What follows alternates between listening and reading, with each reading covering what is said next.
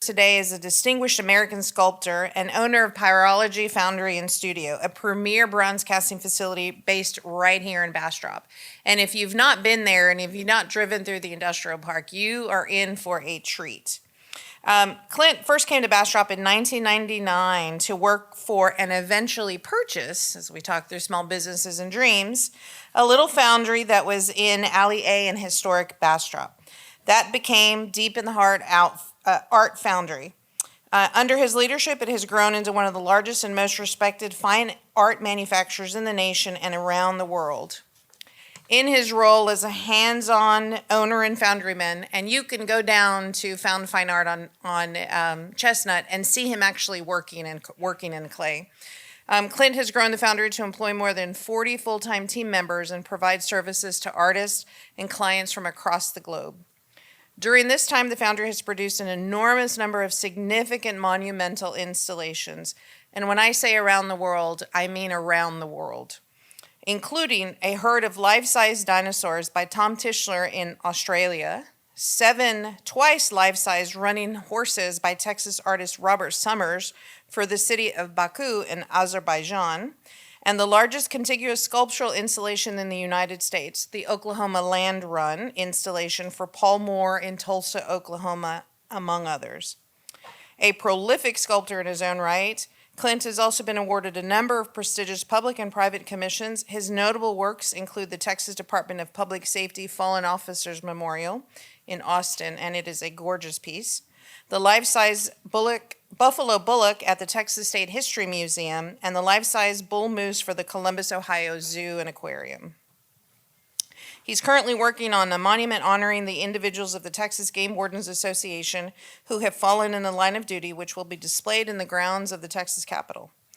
A Texas State University alum, we won't hold that against you, Clint has contributed significantly to the development of public art and art education in Central Texas, including serving on the boards of the Texas Society of Sculptors, the Texas Workforce Commission, Visit Bastrop, and was a founding member of Bastrop Art in Public Places and the Lost Pines Art Council. Not only an artist, but a public servant at heart. He continues to maintain an active studio practice, offering a collection of limited edition bronze works alongside his commission projects. In addition, he and his wife recently opened Found Fine Art, which is, again, on Chestnut, a world-class sculpture gallery in the heart of downtown Bastrop. Please help me welcome Clint Howard to the stage.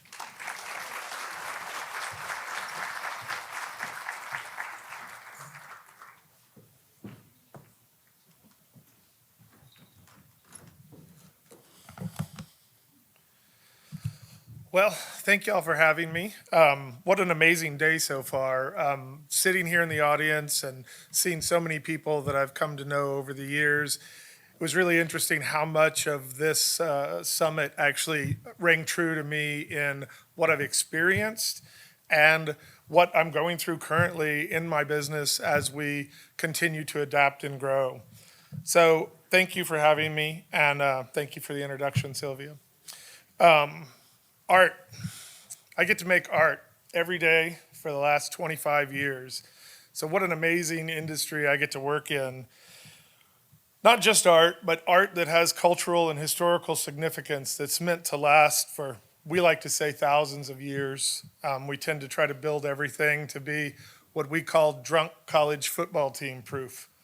So everything we make, we try to design so that not only is the material everlasting, but it can't be broken or pulled out of place.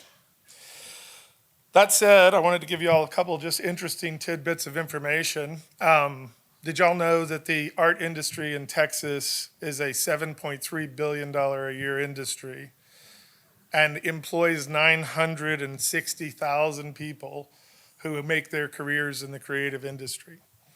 It's a pretty amazing, number to think about because art is not at the forefront of everybody's minds when it comes to industry and business.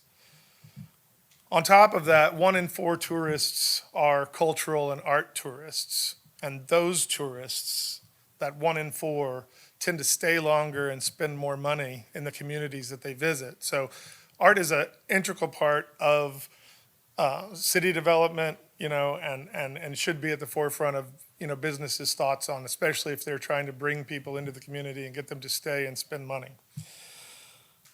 So that said, that tidbit of information I just gave you, I used ChatGPT to find out.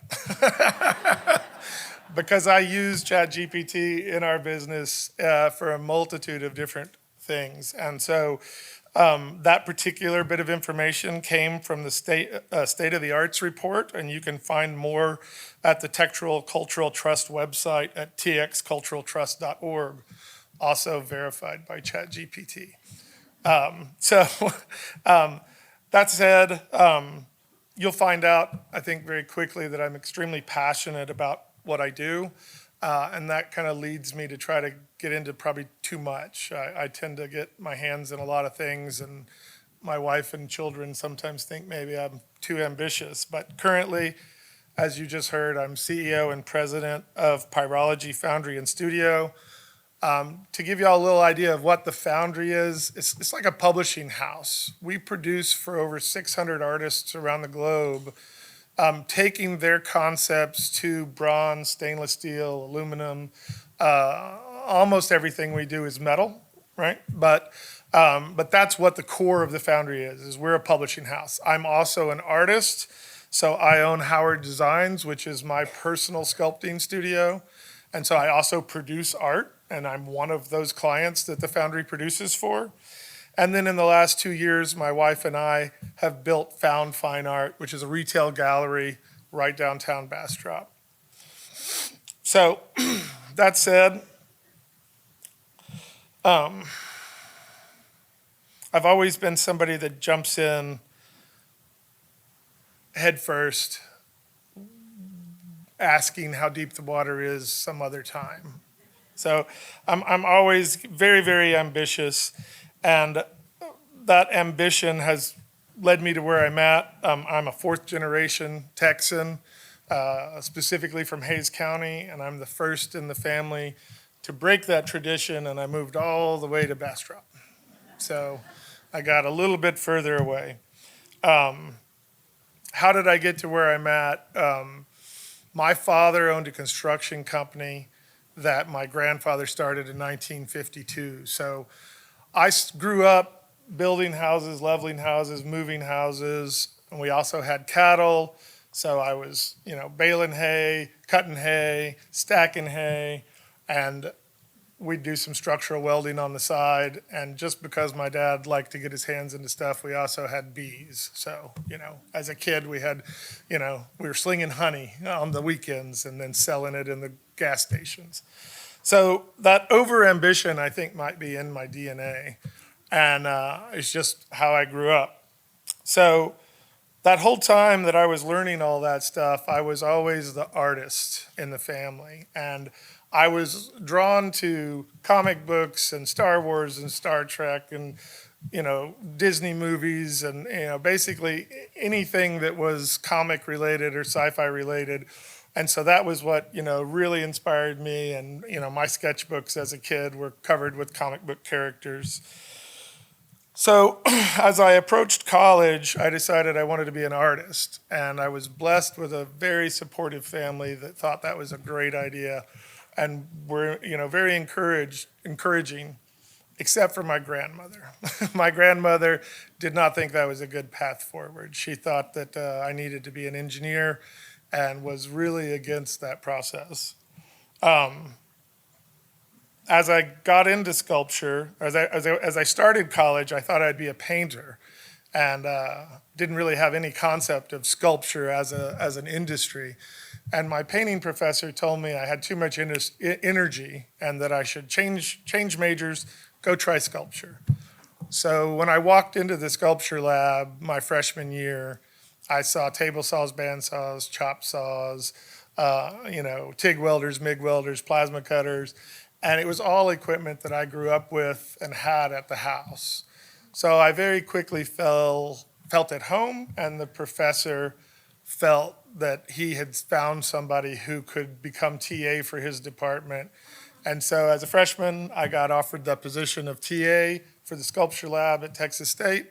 And all of a sudden I was being paid to operate the lab 15 hours a week, which was an awesome experience, and really led me to the opportunity to find out what casting bronze and casting all metals was all about.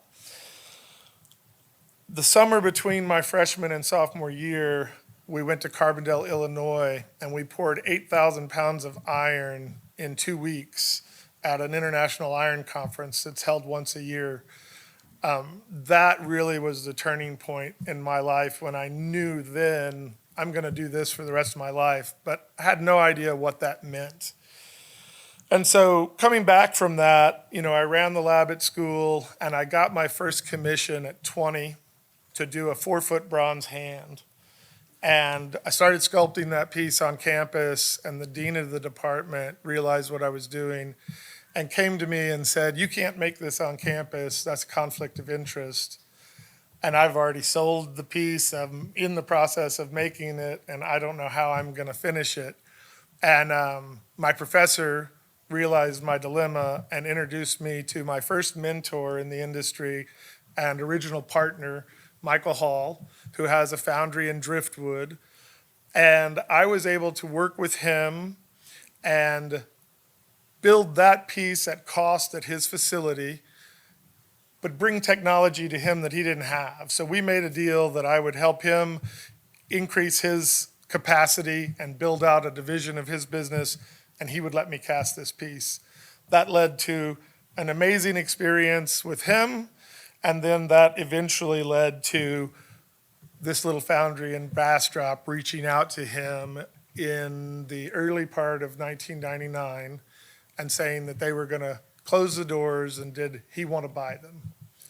And he said, "Well, I don't have any interest in buying you, but I know this kid who might." So at that point, I was halfway through my senior year working on a double degree in sculpture and metalsmithing, jewelry. And this opportunity presented itself, and I came to Bastrop and I looked at the little foundry, and I met my first long-term friend in the community. Phil Valderrama is a local banker, great friend. And he was literally the first person I met because I went to the bank, First National, and as a 20-year-old asked him if he would loan me the money to buy the foundry in Bastrop. And he did. I don't know why he did, but he did. And one of the things he told me that day, he sat me down in his office and he said, "I just want you to know that if you do this, you're never going to be the same person. It's going to change you." And as a 20-year-old, I didn't have any idea what he meant. And I asked him, I said, "What do you mean?" And he said, "I just want you to know that the decision that you're making, if you move forward with this, you won't be the same person moving forward." No judgment, no comment, no direction on you should do it or you shouldn't do it. But that comment has stuck with me for the last 25 years. And I often reflect back on, have I changed? And I have. And 25 years later, I know what he meant when he said it. But it's been something that I've always gone back to is, have I changed? Was it for better? Was it for worse? What caused it? What can I do? Do I like who I've become?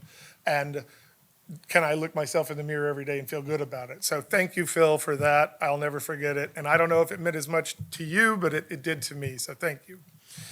That said, I've now made a deal to buy a foundry. I know nothing about running a business. Obviously, I came from a family of entrepreneurs, so I knew a little bit about having a few employees. And that's what I bought. I bought a 1,200 square foot business. I didn't even buy the building. I bought the equipment, and I got 4 employees and a lease on a 1,200 square foot building. And I think by that time I was just turned 21, and I was terrified that I wouldn't be able to keep the employees or the clients would leave. And so I got this great idea to have the owner of the foundry hire me 2 months before the sale went through without telling the clients or the employees. And so he agreed to do that. And so in October of '99, I moved to the community. I started working at the foundry.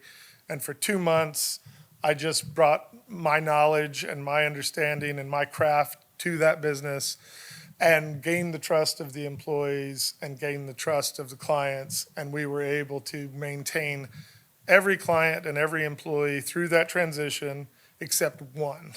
And we had one client who came to me and he said, I'm not going to keep my work here. You're younger than my children. I can't trust you with my work. And, I said, okay. And within 2 years, that client was back at the foundry asking us if we would produce his work. So, it was what it was, but we had to prove ourselves. So from that point forward, my goal and my focus has always been technology and the history that we came from and a high quality product. So this is a 5,000-year-old process that we do, and nothing has really changed. We still have to make it the exact same way. It still has to go through the same steps. We have electricity, we have welders, we have cool stuff, but we're still having to take the piece through the same process that they had to do 5,000 years ago. So that requires a lot of skill and knowledge that really needs to be understood and mastered. But at the same time, when I started this, 3D scanning was just starting to be a thing. 3D CNC milling was just starting to be a thing.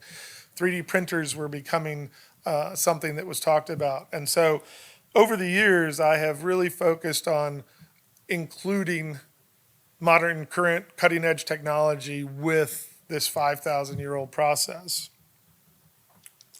So when we started growing, it was just kind of a mad dash. So when I bought the foundry, like I said, it was 1,200 square feet. It was 4 employees, and there was a year backlog of work that hadn't been finished, just this big pile of unfinished sculptures that they couldn't get out the door. And so we immediately started refining the process, moving that stuff through, hiring people, looking for new clients. And it was a kind of rapid-paced expansion. So 99, that happened. By 2002, we had made a little bit of introduction into the community, and we had started working with, at the time, Joe Newman was head of the EDC, and he told us about a cool industrial park here in town. And the opportunity to expand into the industrial park was presented. And so that was the second time that we worked with the community. And Joe was able to help us get land in the community, in the industrial park. And we built a 6,000 square foot building and moved into the industrial park April of 2022. That was the same time that I married my wife, Jamie, and simultaneously finished the first 15-foot tall monument that the foundry had ever produced and installed that at Baylor University. So that time period around April of 2022 was 2002 was, thank you, sweetie, was extremely busy and chaotic. But once we were in the industrial park, then we could really start focusing on true growth and focusing on our staff and our development. And so in 2008, we expanded and built another 3,000 square feet. And then in 2010, we worked with the community again. And at the time, I don't remember if Tom Scott was still mayor at the time, but Mayor Tom Scott worked with us, and we got a grant from the city, and we built a gallery office complex in the industrial park next to the building we had already built. And in the same time, we sculpted and gave the city the firefighter that's in front of the fire department. That was one of the first big monuments, life-size monuments that I sculpted. And so then, as we're continuing to grow and we're focusing on integrating technology, we started really pushing on 3D printing. And how could we 3D print something that could directly be cast in bronze? And we had this huge opportunity to work with Tom Tischler and the Australian Age of Dinosaurs Museum to prove that technology. And they literally contacted us and said, we want you to prove that this can be done. that an artist can sculpt something in the computer digitally, and that it can be output by a 3D printer and directly cast into bronze, and none of the traditional steps of the process have to be done. And they gave us a blank check to do that, and we spent 2.5 years vetting the equipment and the process, and became one of the first foundries in the country to be able to 3D print something and go direct to casting. That was an amazing opportunity, and we ended up making, I think, about 19 life-size dinosaurs that ended up being shipped to Australia and installed there. So again, honoring the history of what we came, where we come from, and this amazing process that we do, which is lost wax casting, and integrating technology allowed us to grow. And throughout that whole time, the EDC was beside us, the city and city management team and the chamber. We've always felt like we had the support of the city, and we really appreciate that. And so in COVID, all of a sudden, the world changed. We're in the industrial park. We've grown at that point to about 35 employees, and one day we're shut down. And I call my lawyers, because they were talking about bail right earlier. We have that, and we've had that for about 15 years now. So we called our attorneys and we said, we're being told that we've got to shut down. Is there any way we can get around this? And nothing we were working on was considered essential. And our attorneys recommended that we probably needed to shut down, and we needed to send all the employees home. And so we had to make some really tough decisions to furlough staff, keep some of the staff on. How long is this going to be? And it was super depressing, and I really did at that point think this might be the end. And so we talk about entrepreneurs and how hard it is to be an entrepreneur. That's probably one of those hardest points in the history of the company, when you go into the industrial park and you've had 35 full-time employees for, at that point, almost 20 years, and you've sent them all home, and your building is sitting there empty for the first time in the history that you can remember. So thank goodness the governor lifted that. Thank goodness we were able to come back, and in a completely unbelievable chain of events, we got news that Disney had laid off 25,000 people. And we had been working on a contract with Disney that was going to be a game changer for us, and we thought was going to be this phenomenal project. And COVID happened. Disney announces that they've laid off 25,000 people. We finally get told we can go back to work, and this project that we had been planning, I was sure was dead.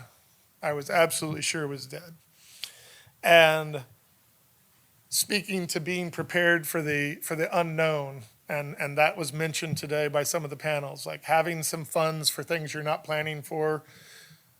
Disney actually has war chests of money for that type of event, because they knew that if their parks were closed, how would they get people to come back without something new being in the parks to make them want to come back when they were able to come back?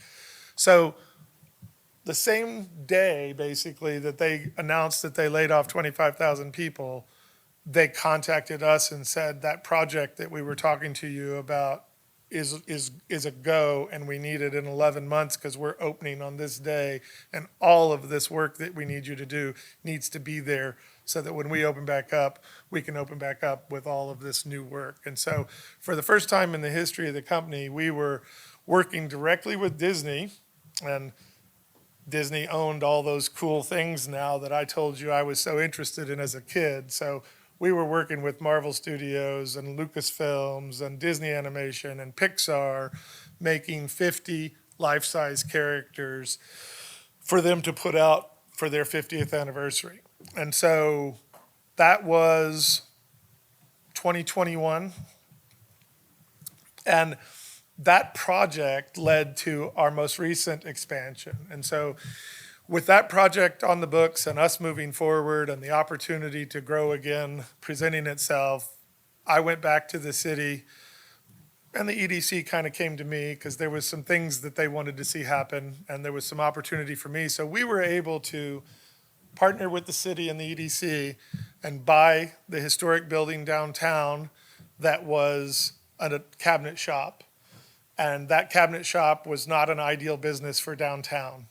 It was loud, it was dirty, the building was out of code, the electrical was, 1920s electrical, 1960s electrical, 1980s electrical. And so we wanted to open a retail gallery in the community. This building was downtown. We had another building in the on Industrial Boulevard. And we wanted to buy a building in the industrial park and double the size of the foundry. And so we were able to put together a very complex 3-building deal where we bought 2 buildings and remodeled one, and we're actually able to move the wood shop from downtown into a new building, or a building that we had newly remodeled for them, keep them in business and give them the opportunity to expand while gaining the building downtown, remodeling it, and opening our first retail venue, but also bringing that retail to downtown Bastrop, and expand in the industrial park and basically double the size of the foundry at the same time. And so that ambitious undertaking was pretty much all of 2002, 2003, and 2004.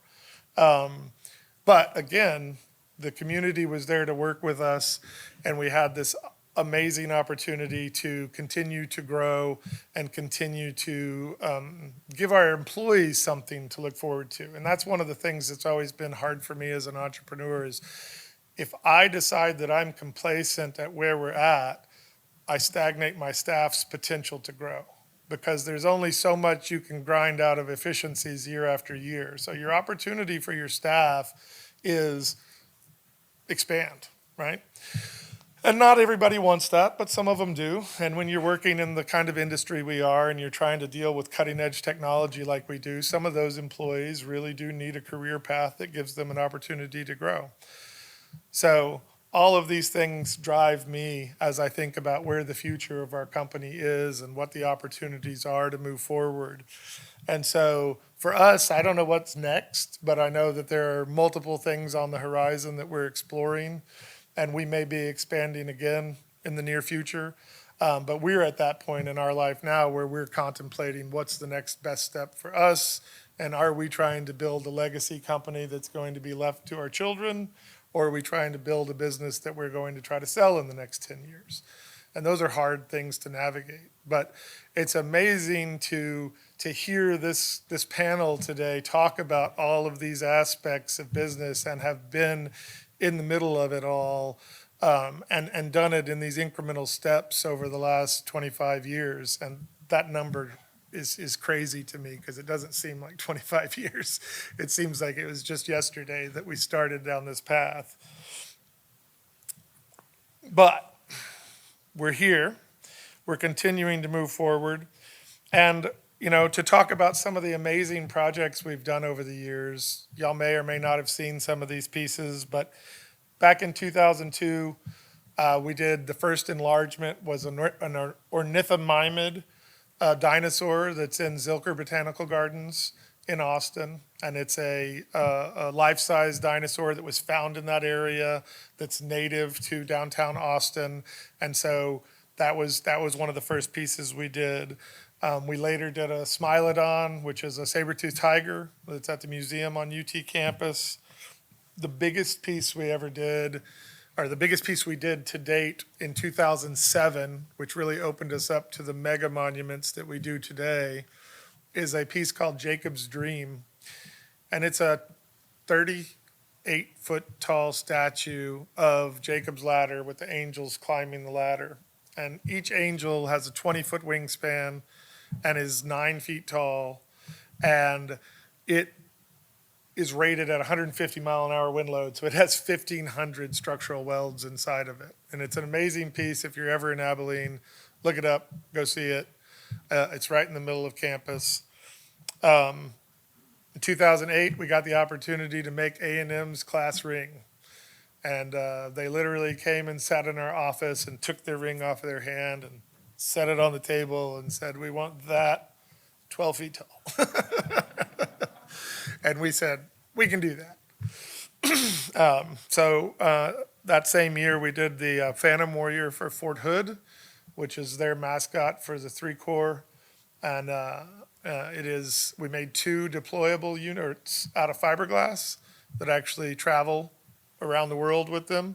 And then 1 huge bronze that's set outside of the headquarters there at Fort Hood. What used to be Fort Hood. I'm not sure what it's called now. Oh, is it Fort Hood again? As you heard in the opening introduction, the Oklahoma Land Rush was a almost 12-year process of just casting that piece. It's 56 1.5 life-size horses and riders and wagons. And so we did 3 to 4 a year forever. And those are all installed in downtown Oklahoma City, in Bricktown along the river. And from one end to the other is like 380, 400 feet, and it's about 180 feet wide. And all of these characters are depicting the Oklahoma Land Rush and the cannon being shot off and everybody taking off to go claim their land. We also did the Waco Cattle Drive. Downtown Waco, right along the river there, is 26 1.5 life-size longhorns and trail drivers. And one of the most interesting and fun parts of what we get to do is the history behind these pieces. So when we got to do the Waco Cattle Drive, I got to find out, why are we doing this? Why are we sculpting this huge monument of this cattle drive in Waco? And it turns out that the bridge there in Waco was the first toll road in Texas, and it was built for cattle, not for cars, because that's where all of the trail drives combined to go to Dallas, or to Fort Worth, to the stockyards. And so you had 5 or 6 different trail drives converging in Waco, and they had to cross the river, and the river was tumultuous, and they'd lose a bunch of cattle in the process. So the community was kind of strung out along about 2 miles of river because these cattle drives would just come wherever they wanted to. And the community got together and they said, if we built a bridge, we could charge for every cattle that crossed the bridge. And that's what they ended up doing, and that's why Waco's where it is today, and that's why we did that monument. So it's interesting because everything that we do has an interesting story like that, and we get to meet people and have those conversations. We did a bunch of other rings. Texas Tech has a huge ring. Clemson has a huge ring. Citadel has a huge ring. SFA. And then since then with Disney, we're continually working with Disney. At this point, we've done over 100 life-size figures all over the world for different parts of their business.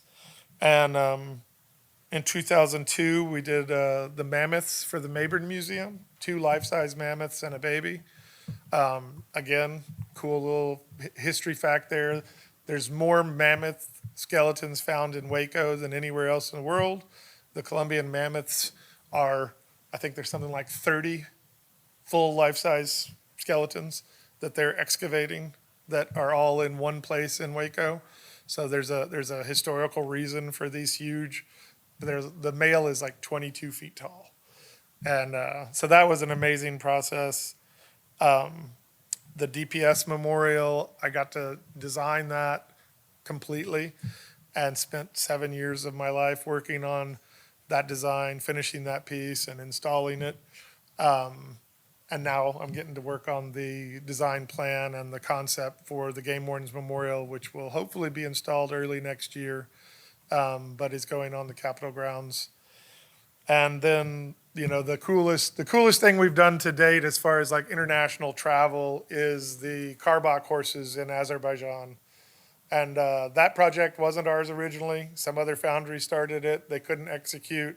The project was behind schedule, and we got called, can you do this? Can you do this in a short period of time? oh, and by the way, can you fly to Azerbaijan and install them? So we made them, we shipped them there, and 6 of our crew flew, and we stayed there for 2 weeks installing them in downtown Azerbaijan.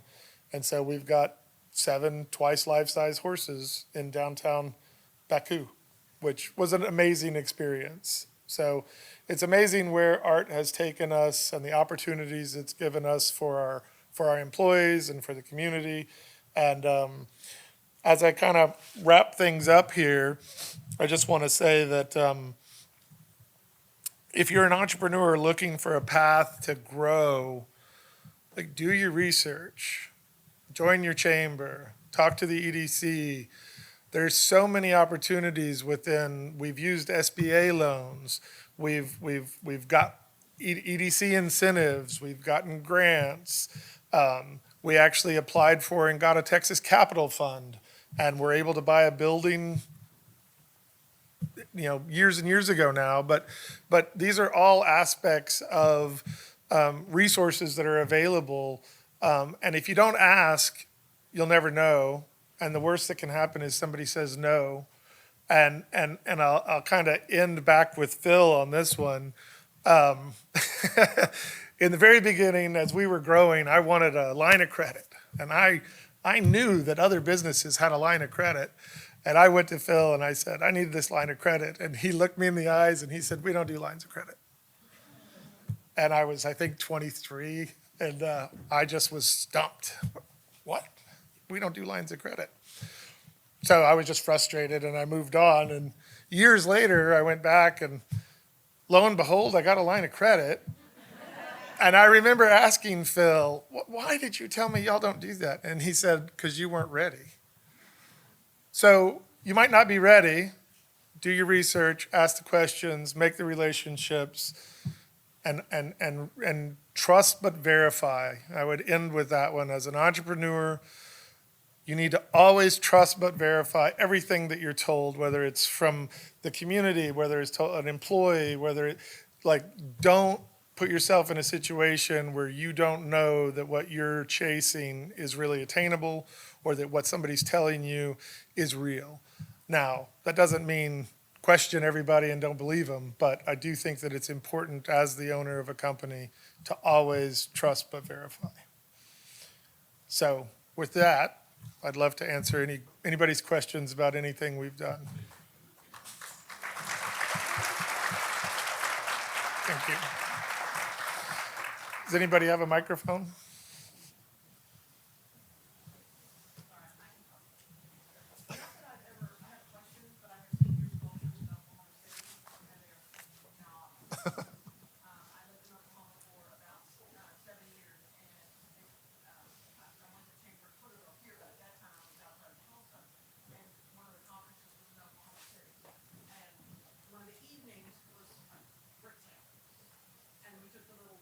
Yeah. And I was in awe. They're absolutely wonderful. So kudos to you. Thank you.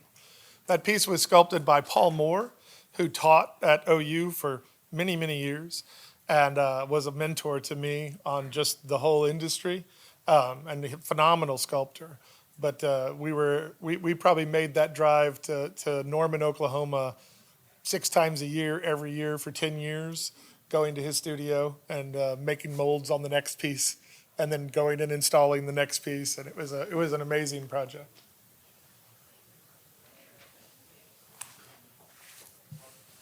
Yes, let's give Clint, Mr. Howard, one more round of applause.